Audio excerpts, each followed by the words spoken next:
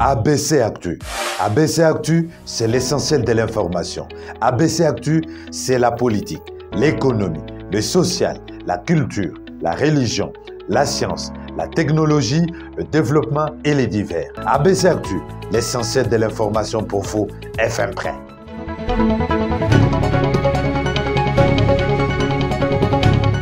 Une nouvelle semaine s'ouvre et voici pour vous les grandes lignes de l'actualité avec ABC Actu.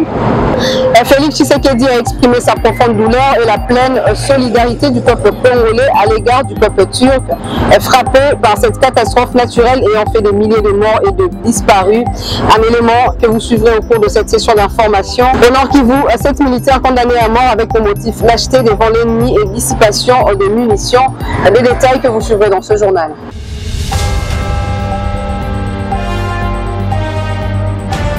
Bon début de semaine et bonsoir à tous. En signe de compassion envers le peuple turc meurtri suite au séisme, le président de la République démocratique du Congo, Félix Tshisekedi, s'est rendu à l'ambassade du pays de Recep Tayyip Erdogan pour signer le registre des condoléances.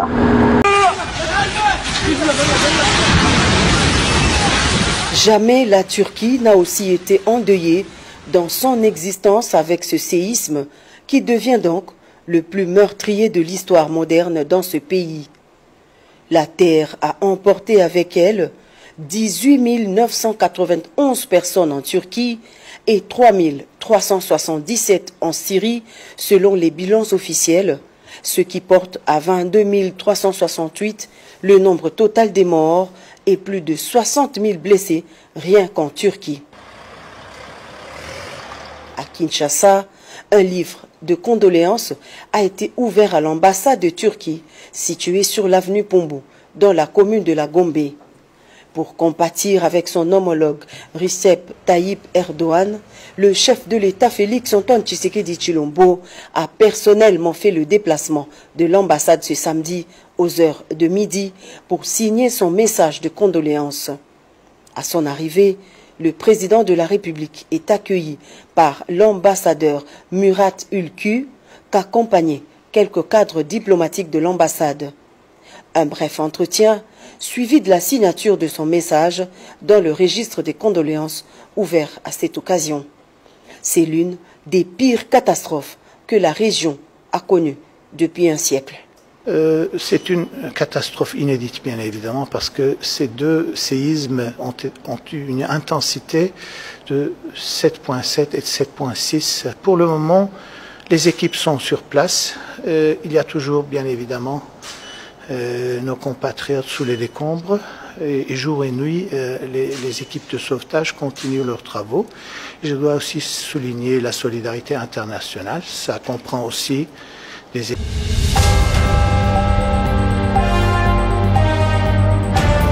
Dans l'actualité également, F. Bazaïba, vice-premier ministre, ministre de l'Environnement, séjourne à Mbuji-Mayi depuis vendredi dernier pour inspecter le projet lié à son secteur en exécution en province. Elle a été reçue par le chef de l'exécutif, Patrick Mathias Kabeya, dans son cabinet de travail. On l'écoute. En mission d'inspection sur le projet de son secteur qui est l'environnement, F. Bazaïba, vice-premier ministre, ministre en charge de l'environnement, est arrivé dans la province du Kasaï oriental où elle a été reçue par le gouverneur Patrick Mathias Kabeya Machiabidi, avec qui ils ont échangé sur l'objet de sa mission. Devant la presse, F. Bazaïba a indiqué qu'elle est venue inspecter le projet en cours d'exécution dans le domaine de l'environnement, notamment celui d'1 milliard d'arbres. Elle a fait aussi savoir qu'il y a lieu de sensibiliser la population sur la lutte contre le réchauffement climatique et le rôle de chacun dans cette lutte. Je suis venu pour une mission officielle, essayer de contrôler le programme 1 milliard d'arbres, comme on avait déployé dans certaines provinces pilotes et ici aussi dans le Kasaï oriental. Je viens contrôler ce que l'environnement avait fait.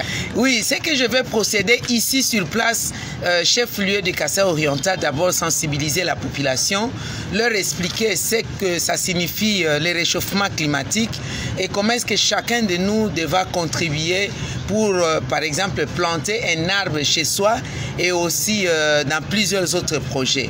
La RDC Pays Solutions au changement climatique signifie tout simplement que nous sommes, nous, la réponse à donner face au réchauffement climatique parce que notre pays, nous sommes au sein du bassin du Congo, nous regorgeons du couvert forestier, des ressources en eau ainsi que des minéraux stratégiques qui permettent le monde à faire face à la crise climatique. En expliquant l'objet de sa mission devant la presse, le vice-premier ministre F. Bazaïba a indiqué que la RDC est un pays solution. Elle doit donc continuer à l'être grâce à la contribution de tous. Ensuite, elle a affirmé que sa mission concerne le territoire du Kasaï oriental et la Lomami.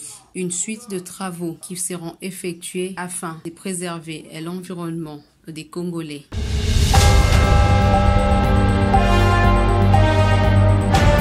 Direction le Nord Kivu. À présent, 7 militaires FARDC ont été condamnés à la peine de mort pour lâcheté devant l'ennemi, meurtre et dissipation de munitions. Retour en image. Tous les prévenus sont condamnés à la peine de mort. Voilà la décision rendue publique ce samedi 11 février 2023 à Saké par le tribunal militaire garnison de Goma à l'issue d'une audience foraine de flagrance contre 7 militaires des FARDC. 4 préventions ont été retenues à charge des prévenus. Il s'agit notamment de meurtres, lâcheté, coups et blessures volontaires aggravées, ainsi que la dissipation des munitions de guerre fait commis le 9 février dernier à Mubambiro par ces prévenus.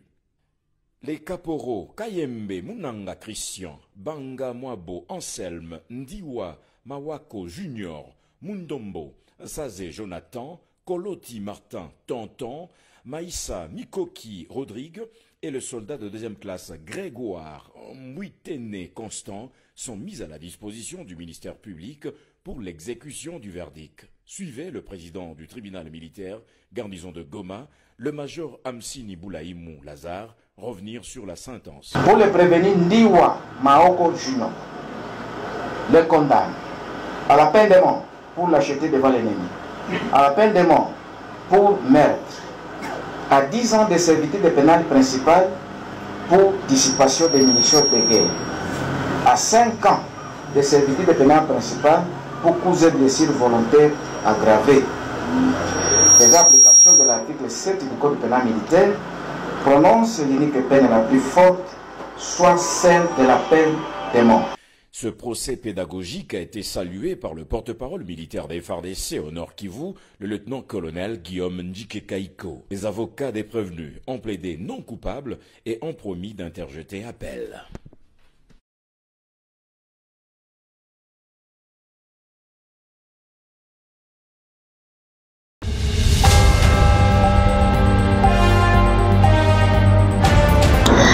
Le vice-gouverneur de la province de Lomami, Jean-Claude Loubamba, a inspecté le samedi 11 février l'évolution de travaux de lutte anti-érosive du site Unilo dans la ville de Cabinda. Regardez. Dans l'optique de s'enquérir de l'état d'évolution des travaux d'élite anti-érosifs sur les sites Inilo dans la ville de Cabinda, le vice-gouverneur et gouverneur ad intérim Jean-Claude Loubamba Motombo a fait une descente inopinée sur les lieux ce samedi 11 février 2023. Nous sommes obligés de suivre les travaux qui se font dans notre province. Avec ces grands chantiers que vous connaissez, ça fait au moins 2 semaines que nous ne sommes pas passés. Il fallait venir voir où est-ce que l'office des routes en est avec les travaux de lutte anti-érosive. Sur place, il a eu des explications nettes et rassurantes sur l'avancement des 10 travaux qu'exécute l'office des routes sous l'œil vigilant du bureau technique des contrôles BTC en cycle. Nous avions déjà fait jusque-là plus de 100 mètres de linéaire de caniveau. Il y a les dallos cadres qui est en train d'être fait. Déjà les parois sont déjà coulées. D'ici 48 heures, on va couler la dalle de ces dallos. La construction du mur de soutènement continue et d'autres travaux qui sont en train d'être faits, du collecteur, voyez le caniveau où on est en train encore de faire le tracement. Donc d'ici la fin du mois, on atteindra dans les 150 mètres linéaires de caniveau avec un dallo cadre déjà coulé. C'est-à-dire on veut dans un premier temps endiguer la progression de l'érosion, rétablir le passage, mais il faudrait que le deuxième acompte de financement puisse venir pour qu'on puisse terminer tous les travaux comme ça avait été prévu selon nos études. Financés à 46% sur les 100 du devis global, ces travaux évoluent bien, a constaté l'autorité provinciale qui a ému le vœu de voir la dernière partie des fonds être décaissée afin de permettre l'office des routes d'en finir une fois pour toutes. Les travaux avancent. Déjà, vous voyez, les caniveaux sont en train d'être construits. Mais le plus grand ouvrage maintenant, c'est les dallo cadres ici. Je suis parmi ces gens qui n'ont jamais douté de la compétence de l'office des routes. Face aux folles informations qui circulent dans les réseaux sociaux faisant état du non-avancement des travaux, le vice-gouverneur préconise une journée porte ouverte sur ces chantiers. Nous envisageons aussi ces jeunes qui parfois critiquent négativement les travaux qui se font. Nous voudrions un jour organiser avec l'accord de l'office des routes une journée porte ouverte dans ces chantiers pour que 20-30 jeunes qui seront disponibles, qu'ils viennent, qu'on leur explique et qu'ils voient physiquement comment ces travaux évoluent. Au lieu de rester dans les téléphones, d'ailleurs le pape l'a dit, il ne faut pas croire que c'est quand on clique dans son téléphone que les histoires vont changer sur le terrain. Il faut être sur le terrain pour voir réellement ce qui se fait. Ici est de signaler que ces travaux ont été lancés dimanche 20 novembre 2022 par le gouverneur de Provence.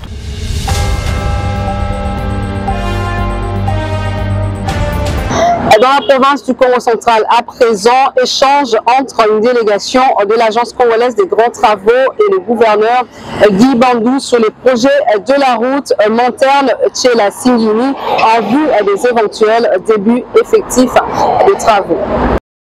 Faire des études pour le projet de la route Monterne-Tchela-Singini, tel est l'objet de la mission confiée à cette délégation de l'Agence congolaise des grands travaux venue de Kinshasa, conduite par Eric Ngilo Makombela, directeur des études et développement au sein de ces services de l'État, qui reçoit le gouverneur de province, Dr Guy Bandou Dungidi, dans son cabinet de travail, jeudi 9 février courant à Matadi. Un projet de 118 km.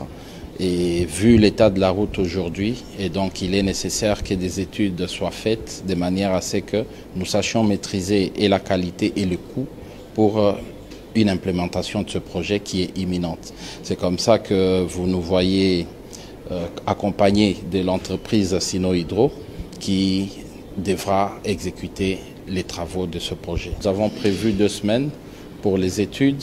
Là, ce que nous allons faire, nous allons faire une reconnaissance et laisser les équipes déjà commencer à faire les études. Donc 2 semaines sur terrain, 1 mois au bureau et après 1 mois, nous pourrons déjà dégager le coût nécessaire pour les études et faire un montage financier pour les débuts des travaux. La réhabilitation de la route Monterne-Tchela est très attendue par les usagers, tout comme par la population qui depuis très longtemps a eu du mal à rouler sur les 10 tronçons suite à son état de délabrement très avancé.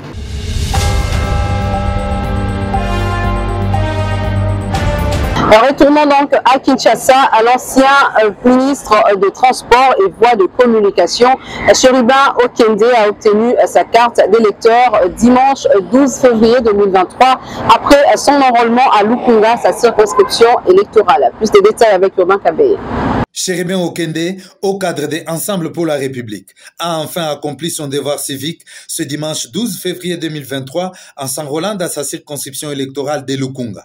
Accompagné des cadres et membres du parti, l'ancien ministre des Transports et Voies de Communication est allé obtenir sa carte à l'école Le Torrent des Kérit.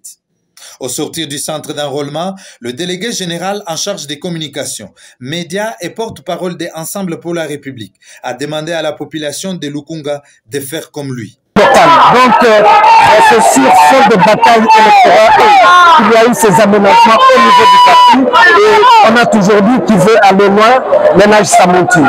Avec Ensemble pour la République, nous voulons réellement aller loin pour changer le destin du peuple congolais d'une insignifiance à un destin prometteur et une nouvelle espérance.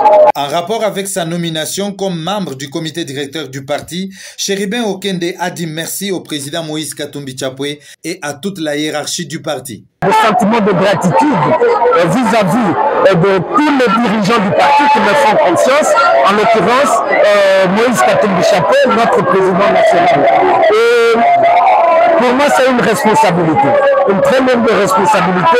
Je suis vraiment engagé à donner le meilleur de moi-même pour qu'ensemble nous soyons forts, ensemble nous soyons grands et ensemble nous puissions gagner les élections à tous les niveaux. C'est avec satisfaction que l'homme de Lukunga est rentré chez lui avec sa carte à la main, toujours accompagné de la population.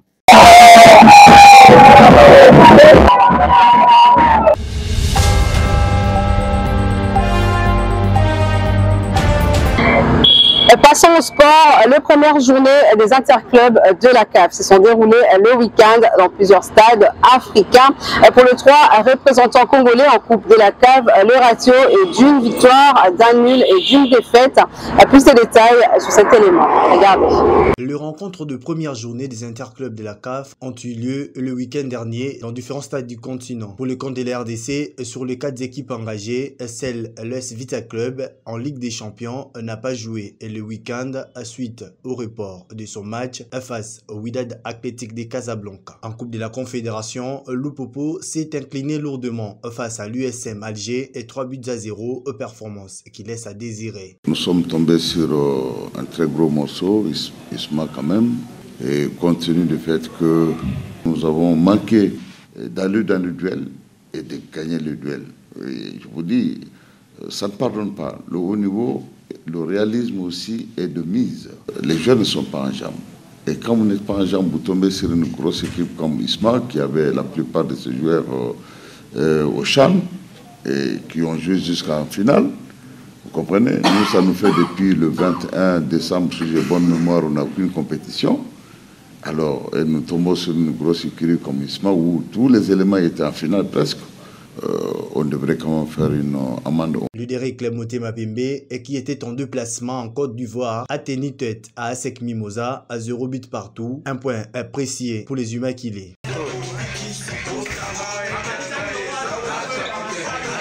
Dans une ambiance festive, à Kamalondo, le tout-puissant Mazembe a dominé la formation de Real de Bamako sur la note des 3-1, une victoire pour honorer la retraite des Trésors Mputu, légende du club qui a raccroché les crampons. C'est donc un bilan de 3 matchs, une victoire, un match nul et une défaite pour le club congolais en cette première journée des interclubs de la CAF. Le rendez-vous est donc pris pour les week-ends prochains pour les comptes de deuxième journée.